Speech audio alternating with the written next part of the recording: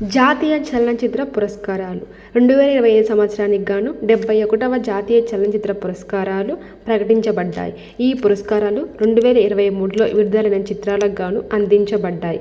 ఈ పురస్కారాలను భారత ప్రభుత్వం ఇస్తుంది మరియు భారత రాష్ట్రపతి చేతుల మీదుగా ప్రదానం చేస్తారు. ఈ పురస్కారాలు 1954 నుండి ఇస్తున్నారు. మొదటిసారిగా 1953లో విడుదలైన చిత్రాలకు గాను వీటిని అందించారు.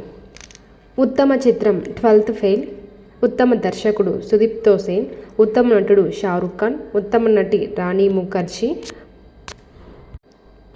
తెలుగు చిత్రాలకు 71వ జాతీయ చలనచిత్ర పురస్కారాలలో లభించిన ప్రధాన అవార్డులు: ఉత్తమ తెలుగు చిత్రం భగవంత్ కేసరి, ఉత్తమ స్టంట్ కొరియోగ్రఫీ హనుమాన్ నందు పృథ్వీ, ఉత్తమ బాలీ నటి సుకృతి వేణి బన్రెడ్జి, గాంధీ తాత చెట్టు సినిమా, ఉత్తమ screen play original Sai Rajesh నీలం, ఫ్రమ్ బేబీ, ఉత్తమ నేపథ్య గాయకుడు PVNS రోహిత్ బేబీ, ఉత్తమ గీత రచయిత కాసర్ల శ్యామ్ బలగం, ఉత్తమ యానిమేషన్ విజువల్ ఎఫెక్ట్ గేమింగ్ మరియు కామిక్స్ చిత్రం హనుమాన్.